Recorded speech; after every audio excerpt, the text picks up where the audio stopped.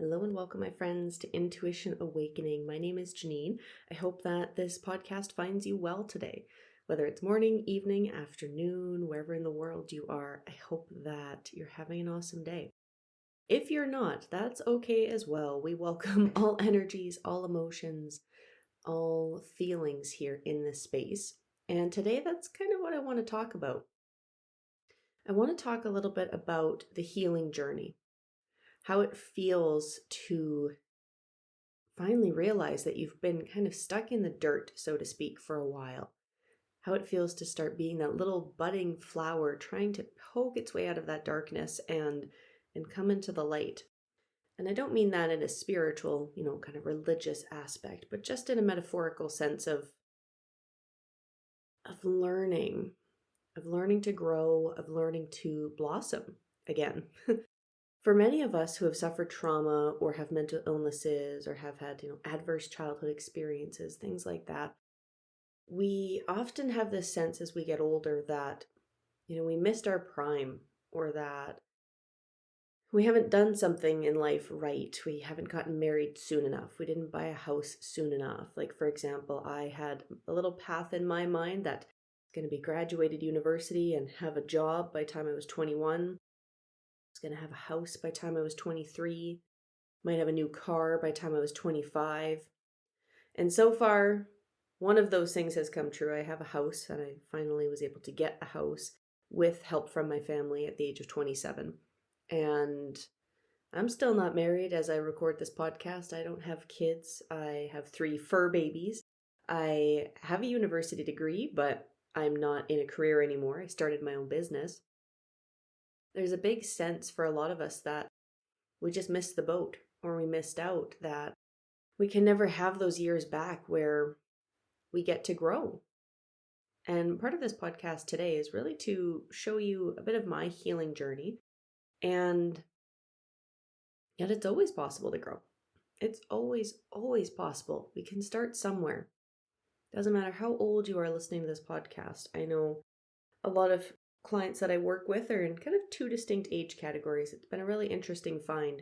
Some are around the age of 35, where they've been working for a number of years, and some of that trauma is really starting to resurface, where they're still finding they're reactive. They're not quite the adult they want to be. Then there's the 65-year-old category, or older, in that almost kind of retirement age, where people are starting to discover spirituality, where they're starting to understand that maybe they've been empathic. They're starting to hear the words empath, or energy vampires, or trauma, or crystals and oracle cards and Reiki, and they're starting to find a deep connection with themselves again. And that's brand new as well. So we can all go through healing at very different stages and ages.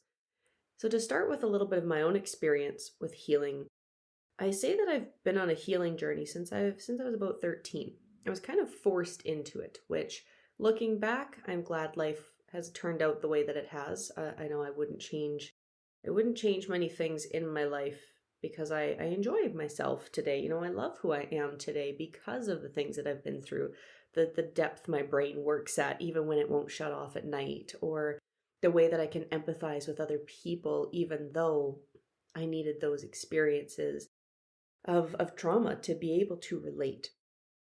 I wouldn't change it. But at 13, I developed severe ulcerative colitis, which is a disease of the large intestine, and I needed my colon removed when I was 14, 15.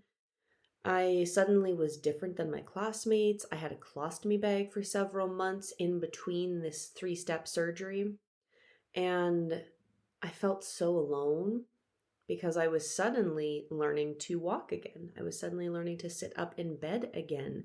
I was learning what foods fit with my belly okay, like what I could eat, what I could drink, what I couldn't, how much activity I could do in a day. I felt like a child all over again that was just learning life. I felt like a little baby. A lot of people around me treated me like one as well, that I was fragile, and I had to heal, and I had to, get better first. But what they really missed out on was the fact that there was a very resilient 13, 14, and 15-year-old in my body. But yes, she needed a helping hand, but she didn't need to be coddled. That ended up bringing a lot more fear into my life than was necessary. But also my family had gone through watching me just about die because of colitis. So yes, they wanted to treat me with those kid gloves and make sure that I was safe because I'd been through a lot. So at 13, I had started to really be enmeshed in this world where people were suffering.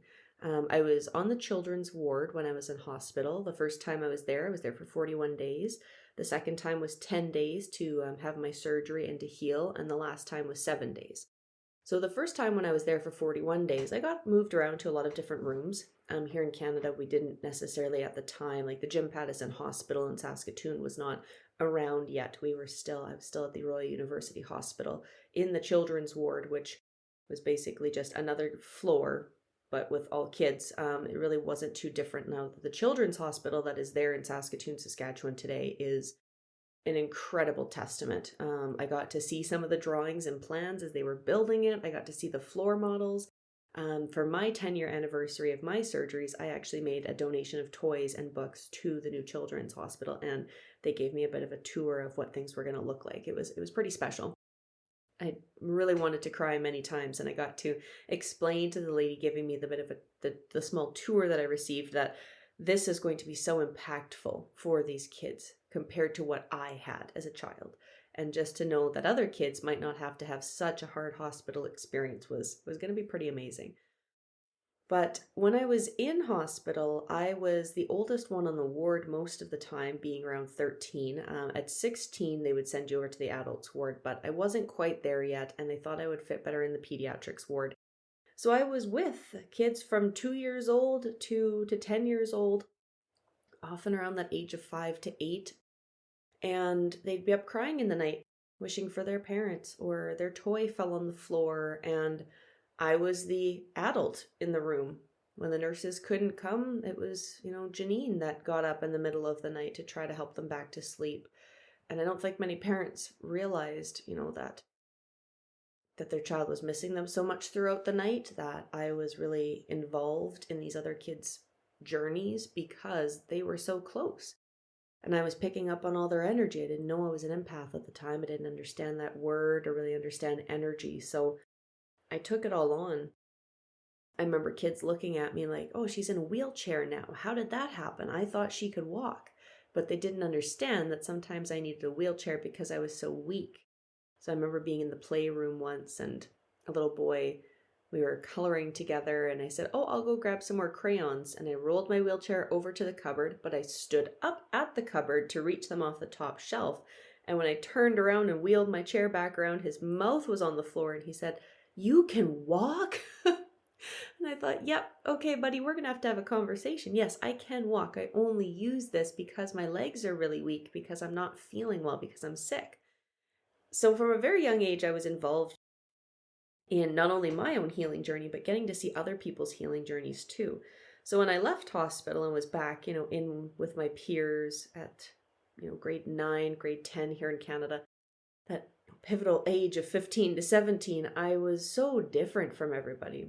I was so different. People wanted to go party, and I was thinking of the medications I was on and the side effects I was going to experience. So suddenly I was really thrust into this world of needing to be aware of my body, needing to be aware of my health. And for a lot of adults, we typically don't start that until we get older, into our adulthood, where we start to have medical things like, maybe high cholesterol, we need to watch our diet, or we break a leg for the first time in our life and we have to be on crutches at work, or we have to have our spouse drive us to work, or take a taxi or something. But a lot of us don't start that journey at a very young age because we don't have to, because we don't experience, major illnesses or, mental health problems or traumas at a young age. But there are a number of us that do. So if you're thinking of your own story right now, what age did you start your healing journey at? You're welcome to leave some comments or private message me or email me on my website as well. I'd love to know a little bit more about you and your story. So when it comes to healing, that first stage where we start to notice that we're different, I call that being like that little seed in the dirt. That's our season of spring. We're coming out of winter. We're coming out of that darkness and rest period. Winter is often kind of that unconscious realm where we're sleeping. That's what they say when someone's awakening, it's like they're coming out of sleep. We're seeing things in a whole new way. And that's kind of what it felt like. Seeing things in a whole new way is a really good way to describe the awakening process, the healing process.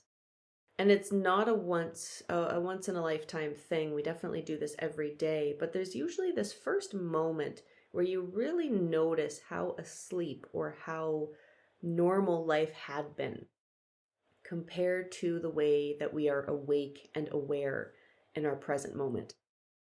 For me, it was in hospital, recognizing that I hadn't had to think about anybody else's traumas or their stressors or what they were eating or why someone was only eating certain foods and how much I used to, bug kids about the way they ate. And now I was the one that was eating funny and different and trying to hide it from my friends, or the way that we used to make fun of a teacher who had to go to the bathroom constantly. And what we started to learn was that he had an ileostomy bag. So kind of a colostomy bag, but for the bladder, if I remember those terms correctly.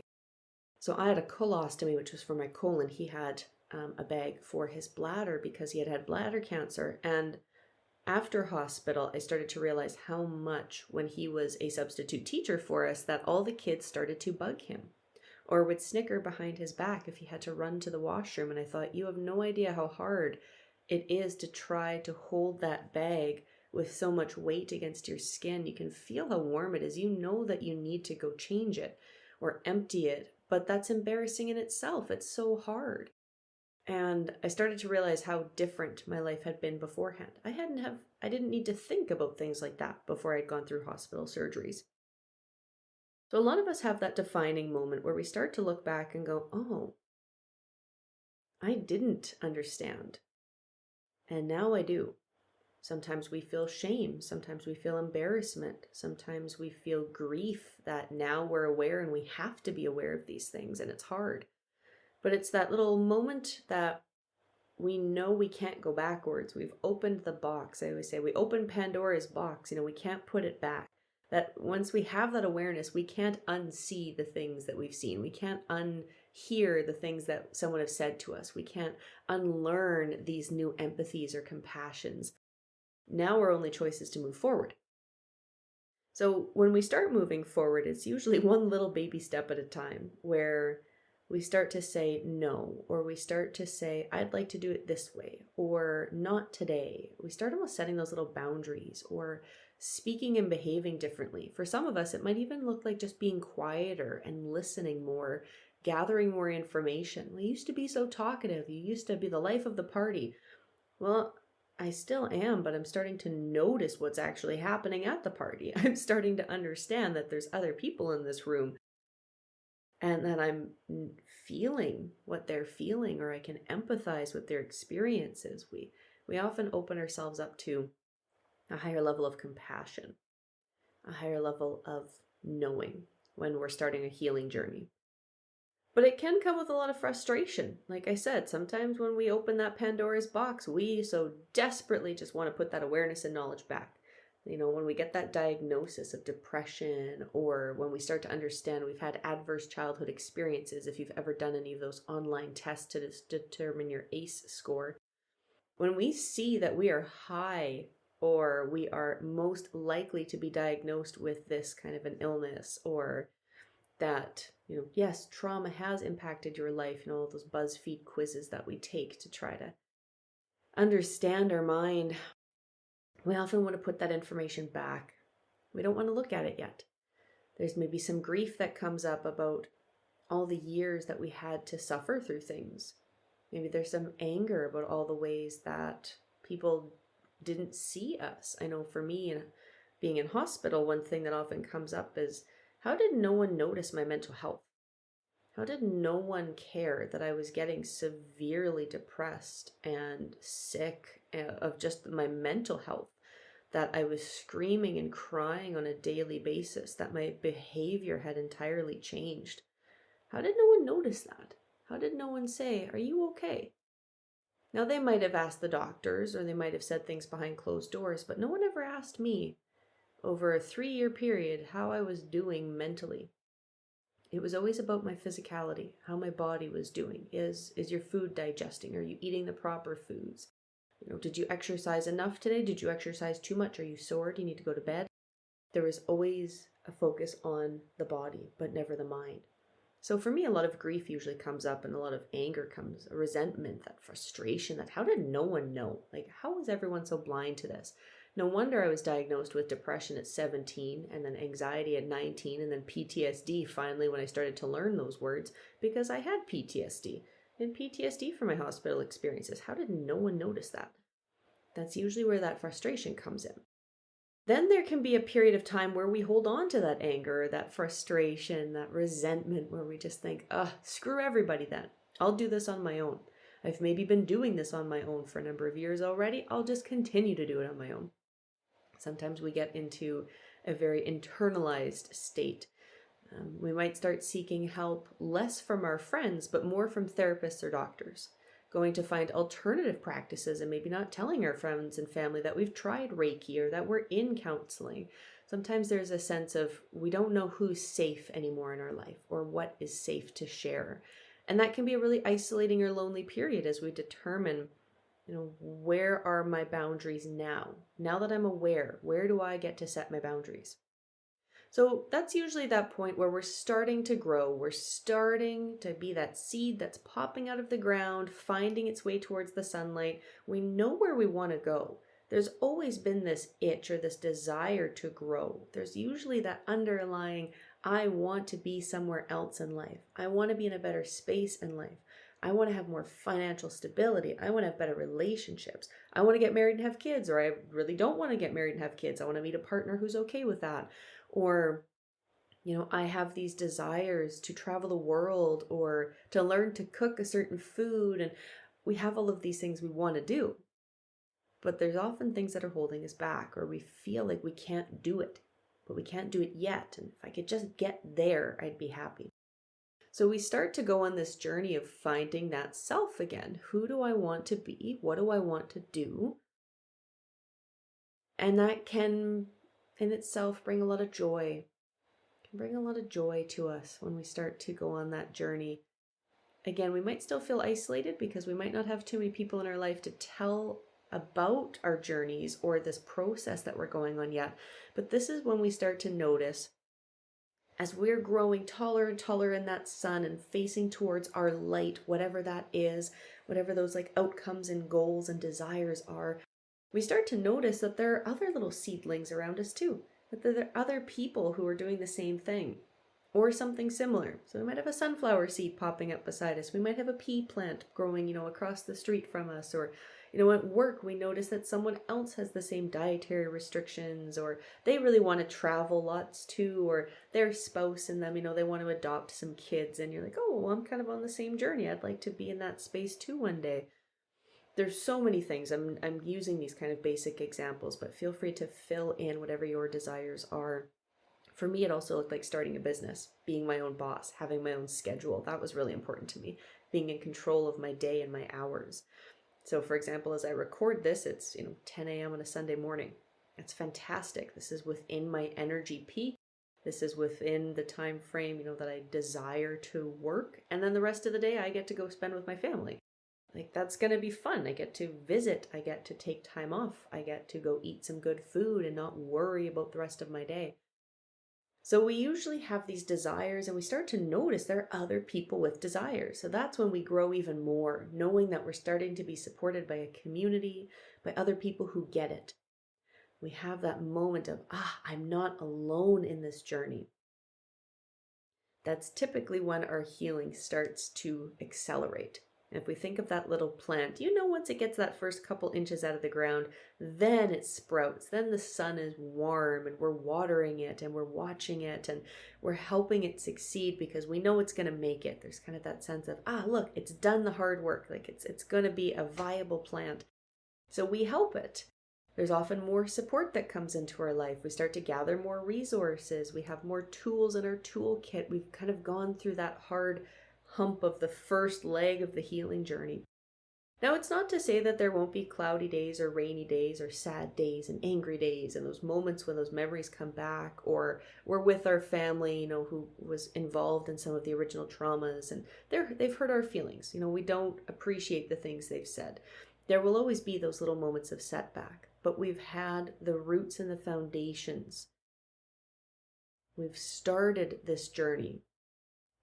So we have a couple of choices now. Do we react in the same old way that we would have 5 or 10 years ago, maybe even 2 months ago or 2 weeks ago? Or do we start to react in a new way? What do we want our reactions to look like? I'll give you an example of this. Within my own family, I'm usually quite reactive. It was always like, well, Jenine, was that really necessary? That was a really big over response. I was just trying to tell you this. And I would say, well, that hurts my feelings. You're being a dick, and I'm going to fly off the handle now because that hurt my feelings so bad. And you need to know I've held my voice in long enough. I've kept my peace long enough, well into my young adulthood. Now you're going to get a piece of what's on my mind because that wasn't fair.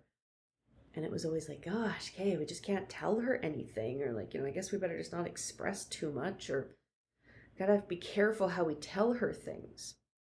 And I don't like that. I want my family and friends to be able to tell me the hard stuff. But I also appreciate that it's hard to manage my response on top of their response. And that's not their responsibility, that's mine. So when I started to see how reactive I was, this really came when I was meditating in India. And you don't have to travel abroad to figure this stuff out. But for me, I was in this really conducive container with, 20 or 30 other people my age, meditating on our parents, meditating on the relationship we had with the world around us, meditating on the ways that we wanted to be in our future life, in the present moment. How do we want to behave? And I started to get to see how my parents were products of their trauma responses and products of their environment growing up. And I was able to develop this deep compassion for them for the first time. Instead of just resentment or frustration, I started to notice that what if I took a breath and checked in with their emotions first before we continued the conversation? Because I bet you we're both reacting from very reactive spaces, and that's not going to do anybody any good. So when I came home from India, within the first car ride, my mom had we had this usual argument and this kind of banter between us, kind of wanted to pick it up, and I refused to rise to that old energy. I started to notice, well, thanks for telling me that would have been hard. I appreciate that would have been tough. I think it might have been something as simple as babysitting my dog while I was away. That would have been tough. I appreciate that you put in that work and effort with her to make sure my dog got outside every day. I have a 90-pound Alaskan Malamute. My mom was not going to walk her because she was afraid, what if I get pulled over or she knocks me off my feet? And she's a very big dog and she jumps. She is the way she is, but she was still able to take her outside and, throw the ball around or play inside. I always say, throw some treats down the stairs, or, throw a ball down the stairs and make her run back up and down the stairs. That's exercise too. And she really seemed to appreciate for that moment that I had kind of tuned in and said, oh, thank you. Instead of, well, don't argue with me about it. You agreed to it. That would have been my old response. Well, you agreed to babysit my dog. Why are you so upset? It's not that my mom was mad that she had to babysit the dog. She just wanted me to know that it was really hard. For her, that was a 90-pound dog. Then my mom hasn't owned a dog for many, many years. Maybe that would have been difficult for her too. It was difficult for me being away, but it was also difficult for the people here because they felt maybe like they weren't gonna, be up to my expectations with having to take care of my dog. Or what if I was angry with them? And I could see that they had these emotions too. And for a moment, I was able to slow my nervous system down enough to not react and just be able to appreciate and acknowledge that this might be difficult for someone else too. What if I just said thank you? And notice how that conversation shifted. Now, when we talk about these changes in our relationships and things, I also want to clarify that when it comes to abuse or toxicity, there often is no changing of those conversations. When even if we do not rise to that conversation and someone's still mad with us, then there are appropriate times to leave or walk away from the situation. I mean, with my father, I don't think even the way I speak now and the way that I have healed would help our relationship. I don't, which is why we're still not in contact with each other. But with the rest of my family, it seems to have worked really well, and I've gotten to know them so much better. I've gotten to know what they like and dislike, and what's on your plate for today. It's one of my favorite questions to ask. What's on the go for your week? What are you up to? It's a lot of fun to get to ask those questions. But with toxic people or narcissistic or abusive situations, those people will never meet you halfway. Or if they do for a day, they'll backtrack the next day because they're not there in the healing journey yet themselves. They might get there one day, but it doesn't have to be with you. And it doesn't have to be that you have, as part of your healing journey, you don't have to stay in toxic relationships to heal. Absolutely not. Often when we're in traumatic situations, we can't heal because our body is too reactive. If we are constantly in stress, how are we supposed to heal stress? So this has worked for me, but as part of your healing journey, don't be afraid to leave toxic situations. This was part of my journey too, early on when I found out that my dad, when I was 17, I thought he's not going to change. He's not showing any behavioral changes. The more that I speak with him and try to tell him how I'm feeling, the more he laughs at me, or the more he tells me that it's not important or to stop talking. And that's not okay with me. That's not what I want in a relationship with a parent. So when I set the boundary that I wasn't going to speak with him anymore, that was hard. That was hard. I got a lot of backlash from people saying, well, that's your dad. He's your elder. He's your father. You have to. And I said, no, I don't. No, I do not. Respect needs to be earned, not demanded, and it needs to be both ways. So I had to set some hard boundaries with that relationship and the people that were viewing that relationship as inappropriate, or you need to speak with him more because he's your dad. I said that might be how it works in your life or your generation, but that's not how it's going to work in mine. I don't need to stay around when someone's abusing me. I don't need to do that. So with the rest of my family, as I've been on this healing journey, I've noticed really big differences in our relationships because I've been able to react calmly in situations. I get less triggered. And that's, I think, where we start to notice how far we've come. Those first few stages, they're tough. We don't know what the heck we're doing. We don't know if this is working. We're still reactive or triggered or sad or feeling that grief come up. We don't really know what the heck's happening because we're still that little seed in the dirt. We're still trying to push our way through, hoping that there's some light on the other side of this darkness. When we actually start to sprout and that little plant gets that first inch or two tall, then we go, hey, the garden's growing. Awesome, look at this, the plants, they're growing, they're amazing. And we start to put more care and attention into them because we feel like, hey, this is going to work. So typically, once we start to know what works for us, those little things that start to help us heal, we start to notice the differences. So for me, like I've mentioned, it was reactivity. That was a big one. It was also that I was getting better sleep, that I was catching myself when I was in depression or anxiety much, much sooner. It used to take me 6 months or so before I would finally go to a doctor and say, I'm not feeling good. And they're like, oh, it sounds like you're in a depressed episode again. And I thought, I've been here for like 6 months and I didn't even know it. Like, that's scary to realize that, you've been depressed for that long and you didn't even know it because it feels so much like it's yours. It feels like those thoughts are real and that your body is upset and you are sad or you are desperate or alone and devastated and that it's real. All of those feelings feel completely true. Same with anxiety. Anxiety is a little more loud and in your face, I find. I always call it, the loud one. Depression's a little more insidious. It kind of creeps up with those intrusive thoughts once or twice a day, and then 3 or 4 times a day, and then 5 or 6 times a day. They kind of just sneak under the radar until you start to go, I can't get out of bed today. So what happened in my journey was that I was able to recognize when I was in these states of anxiety or depression or trigger so much faster.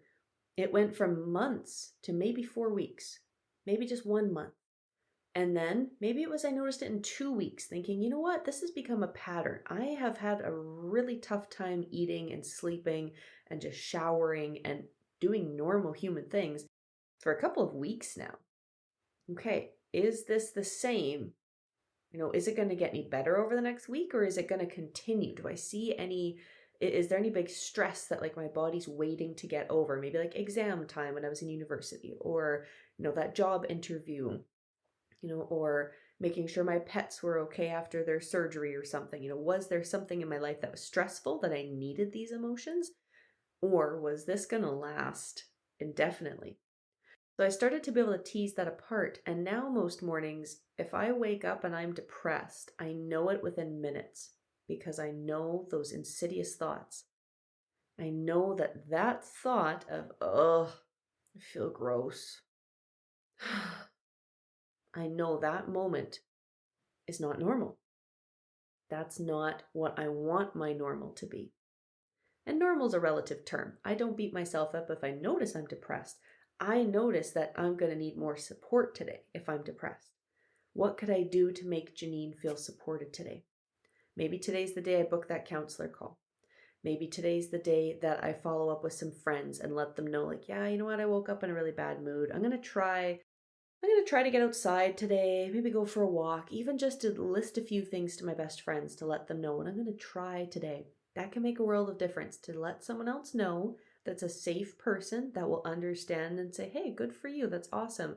Let me know how you're feeling later today if you need to check in again. I'm really proud of you. Sometimes it's just as simple as, yeah, I'm not really feeling that great today either. So yeah, we'll try to keep tabs on each other today. We'll try to keep an eye out for one another. It's those small moments of recognition that, this isn't where I want to be, and I have a choice. I get to decide if I'm going to support myself today, or there's some days, I'll be honest, where it is comfortable to be in that depression or anxiety or trigger. It is comfortable to sit with that frustration and grief and anger. And sometimes we need to, because that's how we work through it. There are those days where I need to blare my 90s emo music because that was like early 2000s emo music, because that was who I was as a kid, was that little emotional girl who just didn't have a clue how to deal with her anger or her emotions. So she listened to music. And now I sing that music, and I might sing for hours in my house at the top of my lungs. I apologize to my neighbors if they can hear me. I live in a house. I think they're far enough away. I don't care if they do, because it's a good emotional release. I try to keep my singing, like before midnight, so I'm not keeping anybody up. But that is how I get to release. But it's okay for me to sink into those moments of grief or anger if it's going to help me on the other side, if it's going to help move that energy. So now in my healing journey, I feel like I've reached a point where I can notice things so much quicker. When I'm depressed, when I'm triggered, what I'm feeling, why I'm feeling it, where it might be coming from, what stories I have around it, how that feels in my body, what my body feels like. Tuning into the physical and saying, how can I support myself today? Instead of the onus or the responsibility or the assistance being outside of me, someone else to heal me, the doctor to fix me, the nurses to fix me, the therapist to help me figure out my mental health, and I have to keep going back to see them, every few days, and I can't book appointments soon enough or fast enough with them. And I used to have that real external locus of control, as it's called, where we think everything to help us feel better is outside of us. Now my locus is very internal, which means that I'm able to look within to say, what do I need today? And if it is someone like a therapist, there are days where I still get to, a 9 out of 10, an 8 out of 10 in my kind of mental health kind of chart or scale, where I'm beyond my own window of tolerance. I'm beyond my own stress threshold. I always say, if there's 5 or 6 stressful things on my plate, I can handle it. If there's 7 or 8 or 9 things on my plate, I am beyond. I cannot function. I'm too stressed to even figure out where to start with what project to work on or what to fix first. Does anything need to be fixed? Like, I lose that ability to use my prefrontal cortex, which is a nervous system response at its very most basic. It's a stress response. That's the day that I know I need that external help. So that is the day that I can still make a decision within myself to say, I need some support. Instead of waiting for someone else to notice that I need support and giving it to me, I get to say, I need help, and where do I get to go get that help? Now I have a list, a network, people I can turn to, friends and family that know what I'm going through or I've expressed. Some days I just need help. Some days I just need someone to say, I'm thinking of you. Or I'll message you later in the day. I want you to let me know how you feel. Simple as that. Doesn't have to be anything huge. They don't have to come over to my house and cook me a meal with flowers. Some days I would absolutely love that. I would love if someone just like made me a meal. But I also know that I'm capable enough of making myself food, even if it's just a basic meal on those days I'm really, really stressed and triggered with my PTSD. But then there are days that come very, very soon again. It's such a short window of time that I stay in those stressful modes anymore. And then the next day I'm okay again. I've been able to move through that grief or that anger or the resentments or the jealousies or the envy that I was feeling or just the tiredness and fatigue in my body I was feeling. And the next day is okay again. So it went from 6 months of depressive episodes, not brushing my teeth, not wanting to shower very often. I love baths. Not wanting to eat much food, not wanting to go outside. It used to be months of that before I would notice that this is getting old, that this is getting hard because I've just been stuck in this for so long. Now it can take me a day, one day, even 5 or 6 hours to reset and to kind of get that day started again. Find those supports that I need and what to do next. So that is a little bit about what the healing journey feels like. How we start off as that little seed in the soil, really cramped and squished and trying to find nutrients and trying to find that water, just trying to get that breath of fresh air. We don't know what we're doing. We know that we're awake and aware, but we still feel like we're maybe surrounded by traumas, that we're surrounded by people who are stressful to us, that we're surrounded by situations that trigger us. But the more that we start to grow and start to let ourselves explore that big, brave outside world of maybe like alternative medicine or therapy or our emotions, the better we get at it. Not only that, the better we get at it, the more we want to try it, the more we want to find new things. There starts to be a curiosity and a deep compassion coming from our body. We want to try. We want to give it a go. We want to see what else is available. It's a really big, deep process to go on, that initial moment of healing. But then we get to the space where this is becoming easier. This is getting a little lighter. This is getting a little less difficult, a little less triggering, a little less stressful.